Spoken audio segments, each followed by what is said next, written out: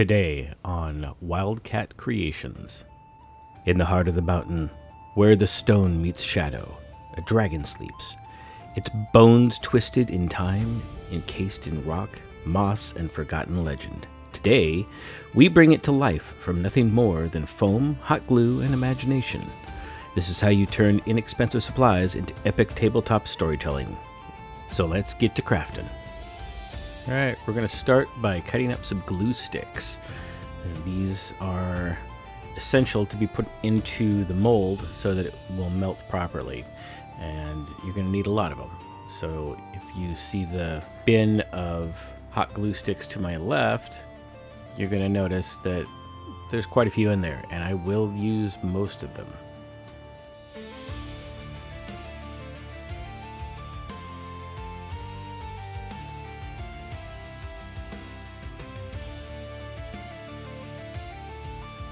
Alright, now that we've got enough cut up glue sticks, I'm going to take the mold, and I got this mold off of Amazon, and I'll put a link to it in the description below. I just start filling it in, and make sure you hit most, if not all, of the crevices that you can, all of the nooks and crannies, for when the glue stick melts, it will fill in those spots naturally.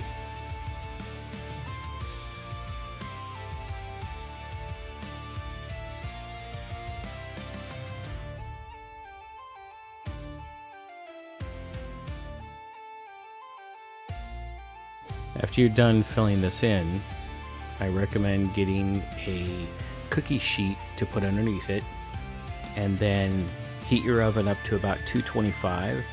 Leave it in there for about half an hour-ish, and add glue as you need. Fill in any voids or divots that you might see as it melts.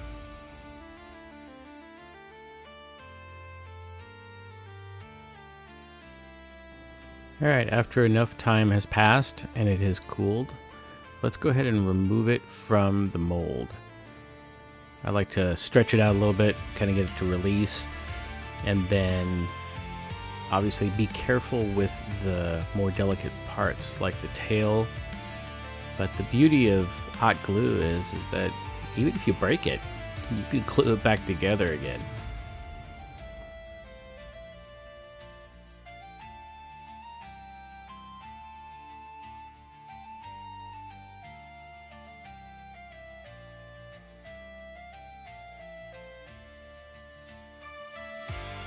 Now all that's left to do is to clean up the flashing, and we can move on to the next step.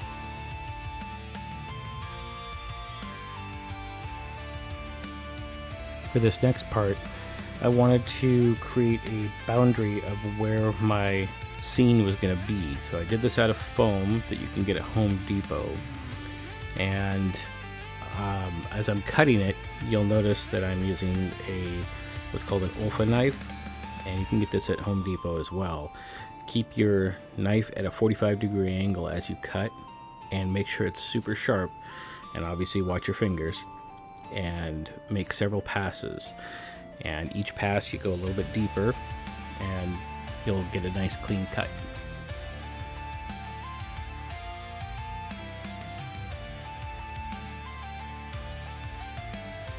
I wanted to have some sort of three-dimensional step down for this, so I wanted the dragon to be up on a ledge and its tail kind of curving down into the basin. So I'm just making sure that I've got enough foam that it will support the dragon. And here I'm going to be measuring out a piece that will go underneath the tail, and I'll carve it out so that it looks more natural.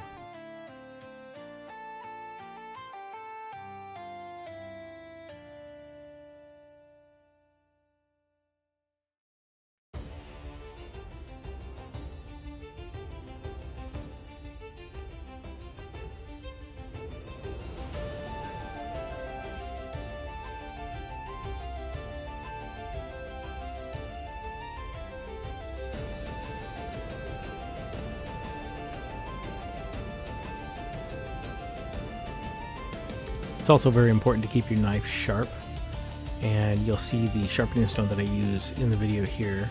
I'll put a link to it in the description down below if you guys want to pick one up. It's very, very handy, especially when cutting foam.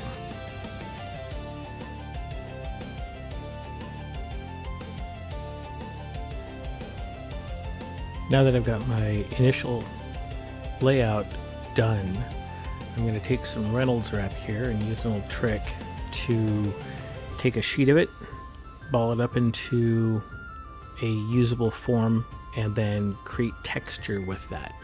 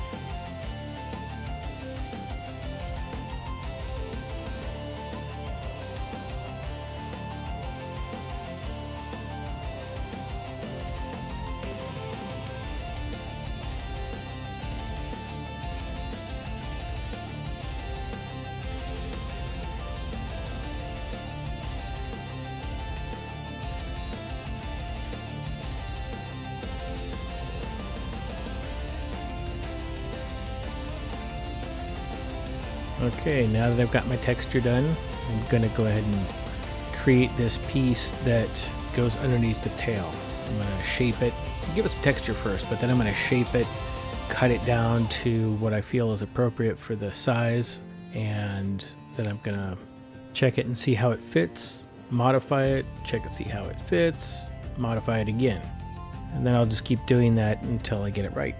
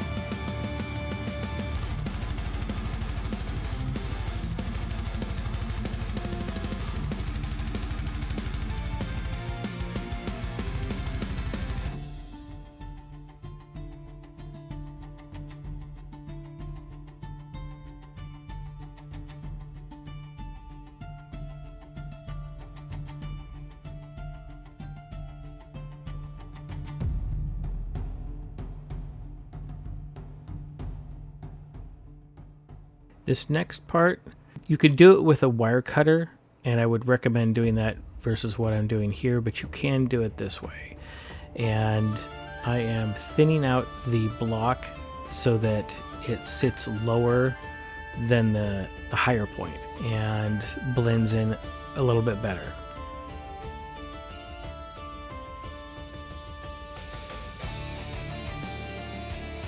Again, try not to do what I do, but use a hot wire cutter and thin it out that way. It makes it a lot easier and a lot smoother and much safer.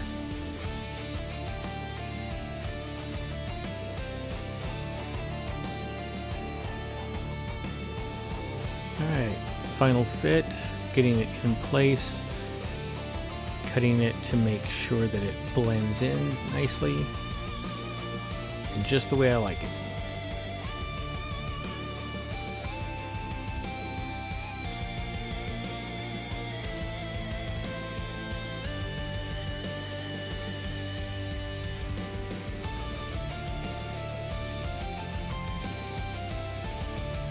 Now to create other pieces to make it blend in even better, make it look more natural.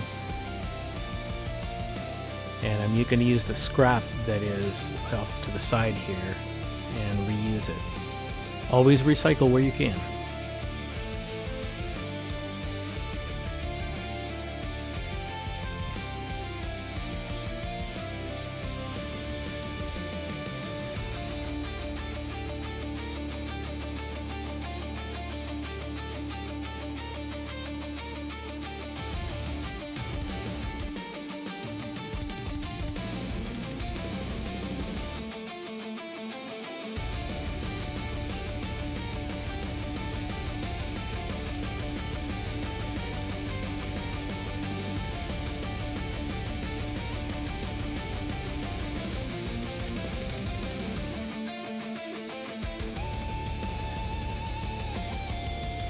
Alright, now that I've gotten it to where I like it, I'm going to go ahead and start gluing this down and set it into place. I've applied some texture to the top portion, and I don't think I recorded that part, so apologies on that. But it's not really hard to do, and I'll show you later on when I apply some more texture to some other pieces. And it was basically the same thing. I would recommend using low heat for the hot glue because it will end up melting the foam as a result of the heat when you put it on there.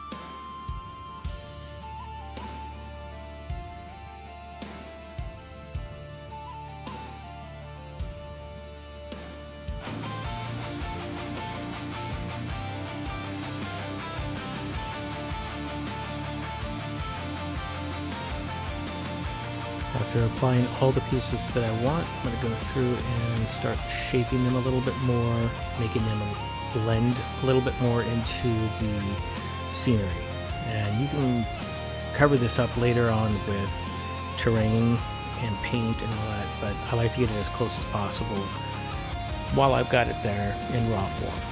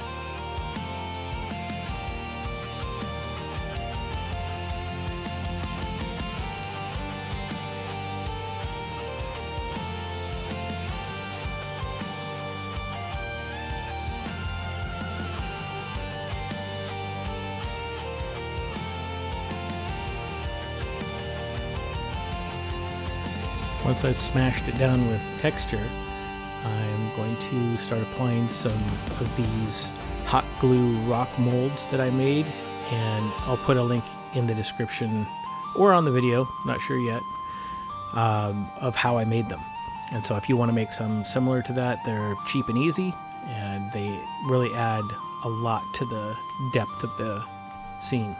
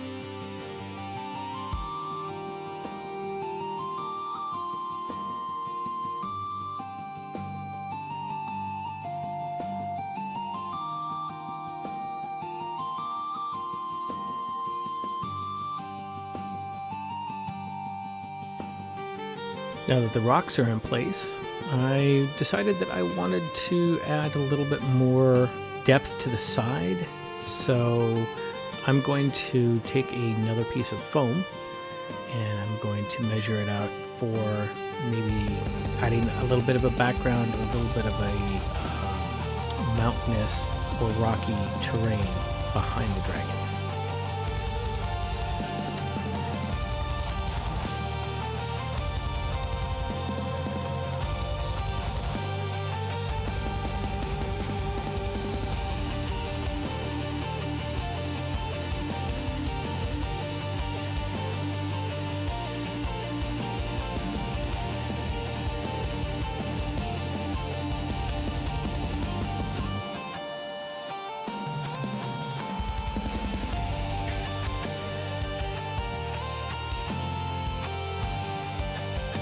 Now I'm going to apply some texture to the background, and this is what I mentioned before what I was doing with the upper piece.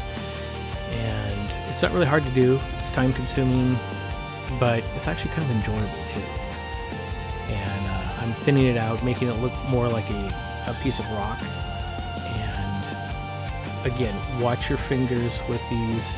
I end up actually cutting my finger at some point, only because I was dumb and wasn't paying attention, so just be mindful of your fingers.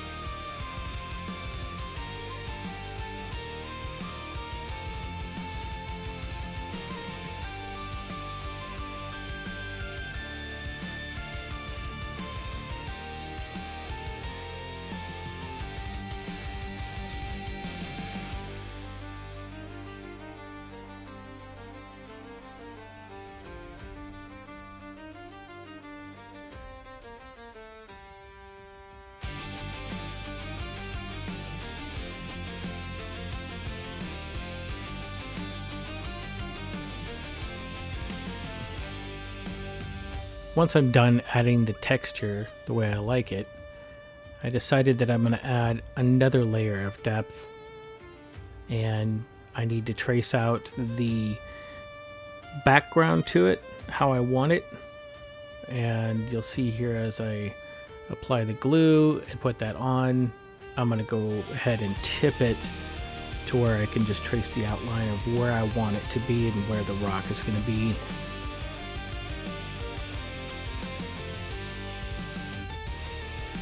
I had to find the right piece for the backing on this, and I ended up using a larger piece than I need, so I kind of tip it, trace it out, and then cut it.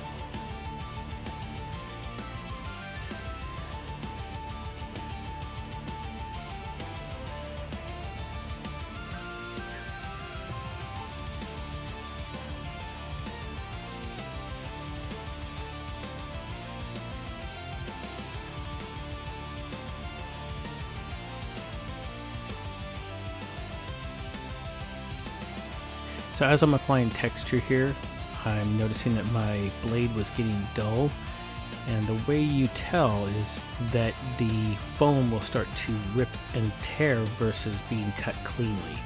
And so that's why I sharpen it every so often and go back to it.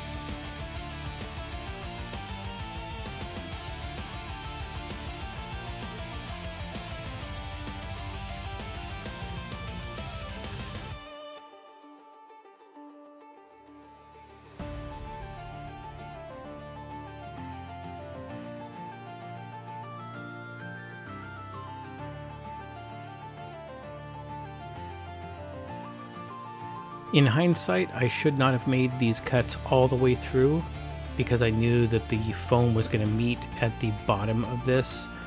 And so instead of keeping it flat, I ended up going all the way through. So that's a mistake that I made. However, I rectify that later on when I make texture for something else.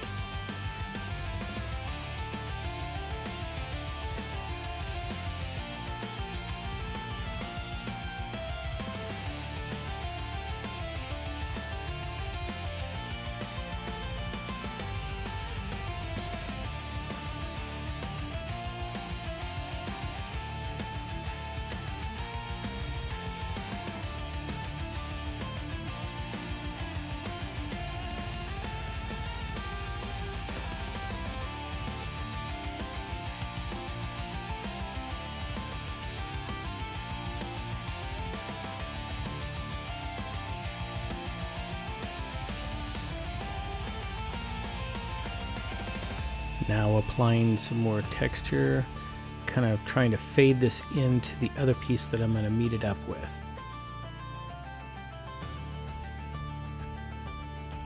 Trying it on for size, I noticed that the glue here for the rock was protruding and preventing it from sitting flat, so I went ahead and shaved that off.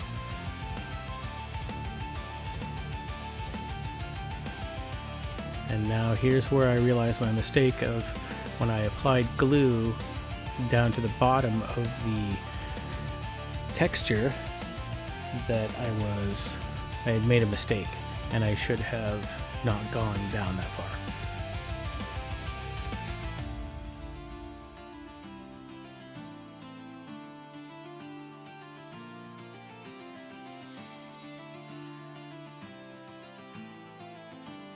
Now with the two pieces together, I can begin to shape this as if it was one piece. Later on, you're going to see that I'm going to cover up that gap with some hot glue rocks and fade it in. It'll actually look a lot better.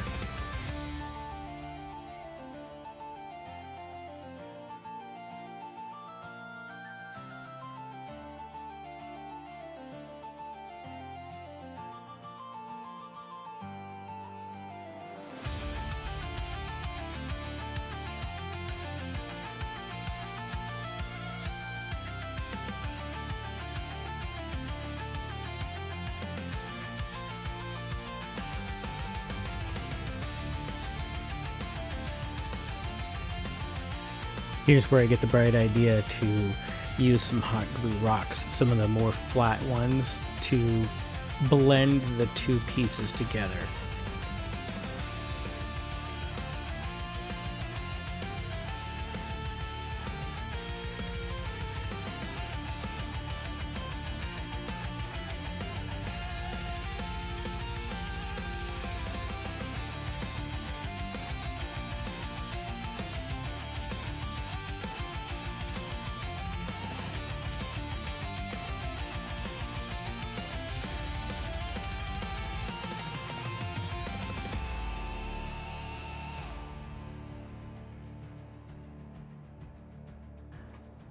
Adding another side to it, I'm going to go ahead and trace out where I want the rocky portion of it to be.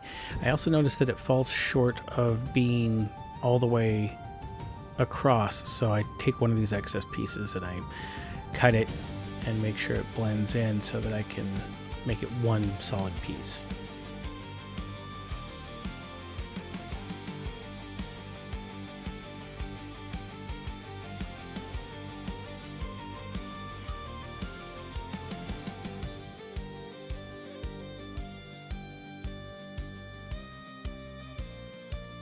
After all that's together, once again, keep in mind things are sharp. And this is where I actually cut myself, get a band-aid, and continue on. Alright, after that, trying it on for size. And I'm going to glue it on and then let it sit.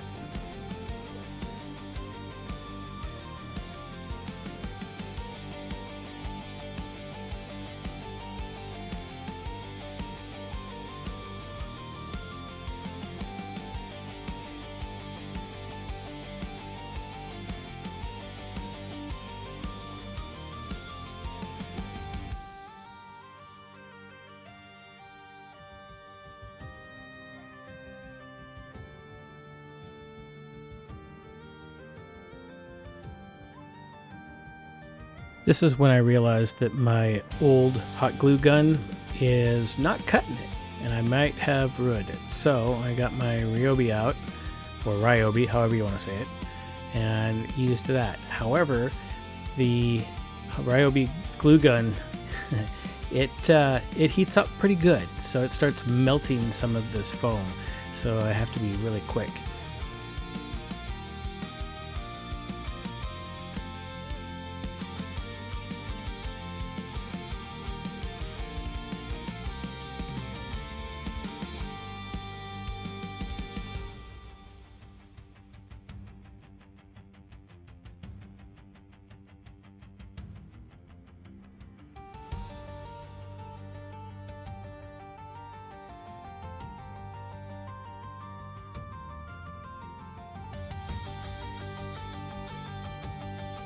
Once it's done drying, I realize that that is not quite lining up the way I want it to, so I have to cut off the excess.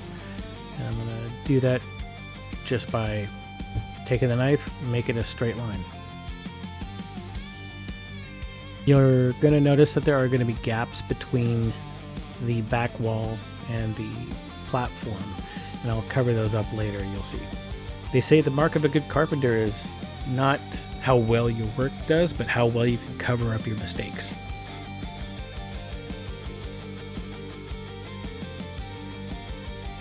Just adding the final wall here, putting on some texture, and then we're going to be ready for covering it up with Mod Podge and paint.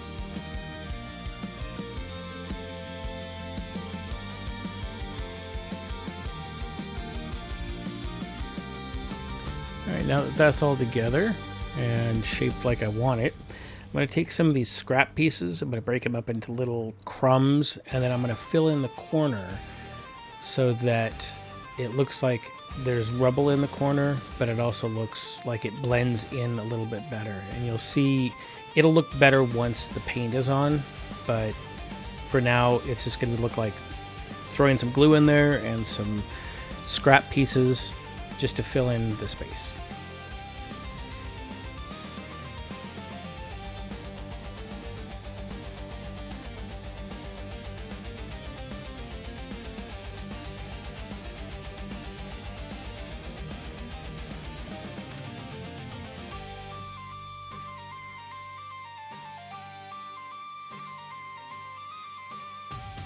The hot glue is not drying or setting as quickly as I'd like, so I take an air gun and I try and cool it down as quickly as possible. I'll put a link to that down in the description as well, in case you guys ever want to get one of those. They're very handy for more than just crafting.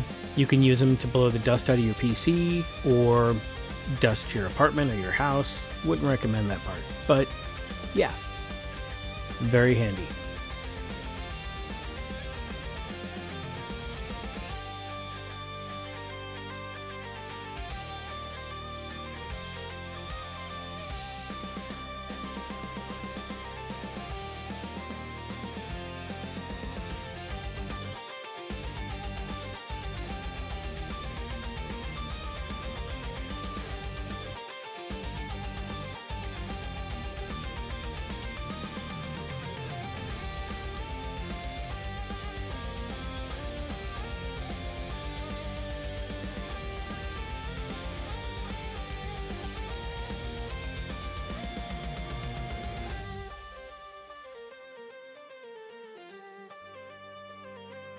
Just applying a few more rocks here to kind of fill in the gaps, make it look more natural, I guess you could say.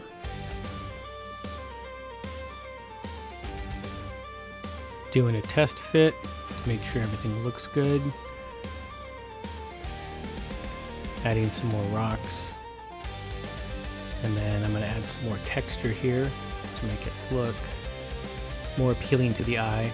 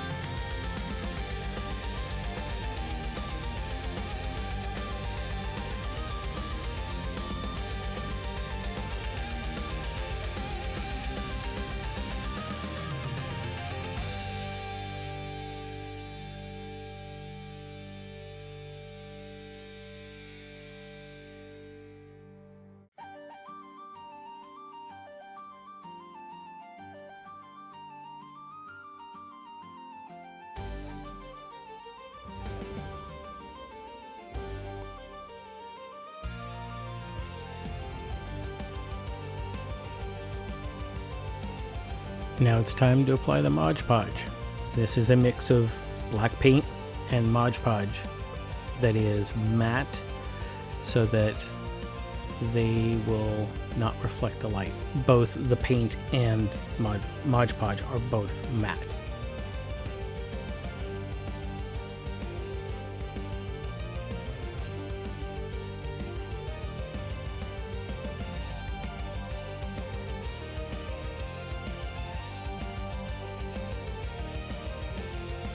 Now that the Mod Podge is done, we're going to go ahead and put some dry brushing on it and make those details pop out a little bit more.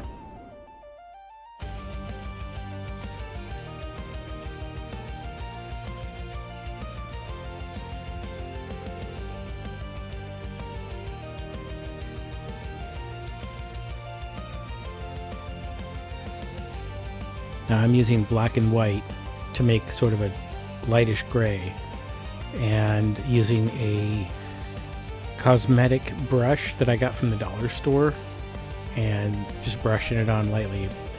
If you've ever done any dry brushing, you know that you will dip it in the paint and you'll wipe off most of it, and then whatever's left will be brushed on in a sweeping pattern.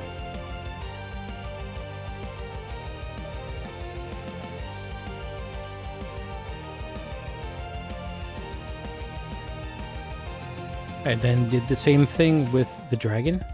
I coated it in Mod Podge first, and then I went back through and I did some dry brushing over it to kind of give it that weathered look, and also to blend in with the background.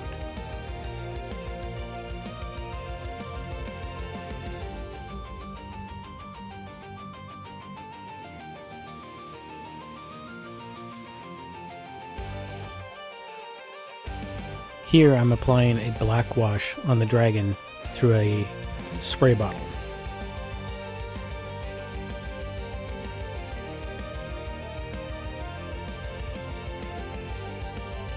Now I'm applying the black wash in the spray bottle, the same spray bottle, onto the terrain, and this will help the details pop out.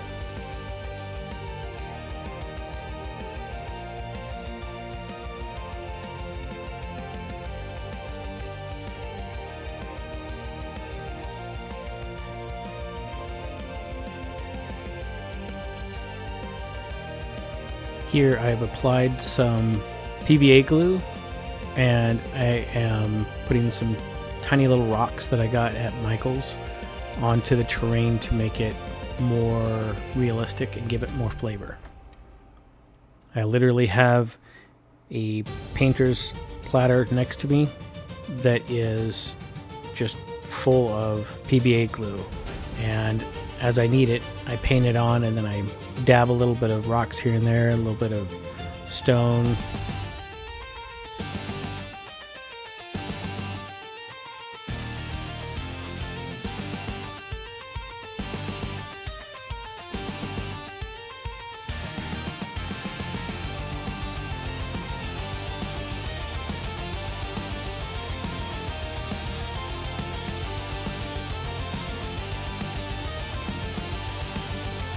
I'm applying the PVA glue and the rocks in areas where I think gravel might be, or it would look good.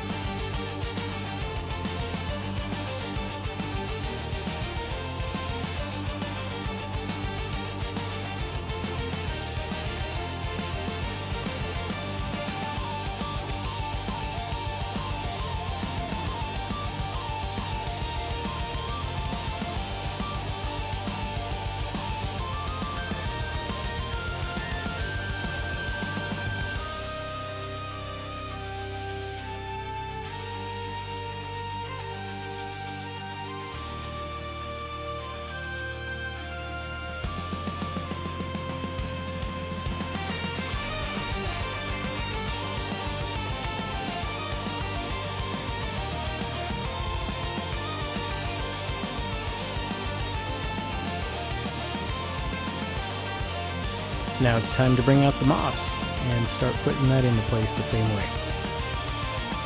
I'm not too worried about moss growing on the north side of things in this particular instance, so I'm just putting it wherever I think looks good.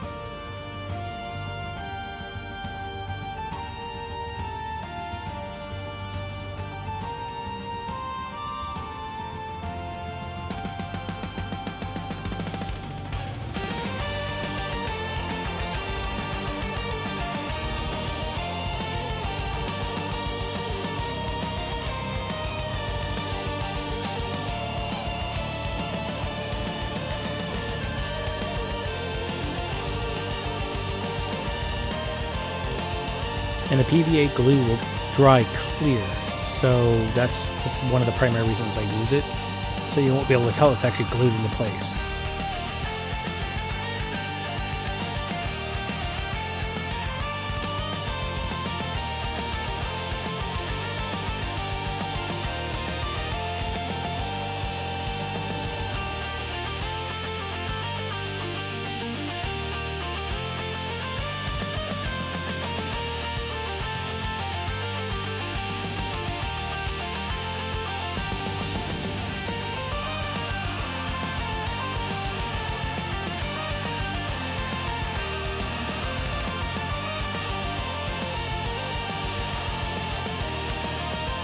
Now what I'm doing here is I have another spray bottle, but it's full of PVA glue that's been watered down, and I'm just spritzing it on the landscape of where I'm putting rocks and where I'm putting moss, and it locks it into place. So if you have a lot of loose gravel, this will lock it into place.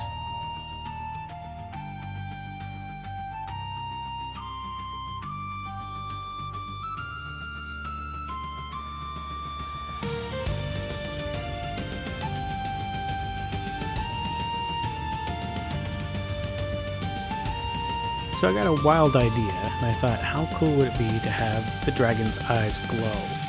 So I took some glow-in-the-dark paint that will dry clear, so you won't see it when it's done. And I painted the dragon's eyes, and then I'll shine a UV light on it here in a second, and it will charge that glow-in-the-dark paint, and then it'll give it a really nice effect, I think.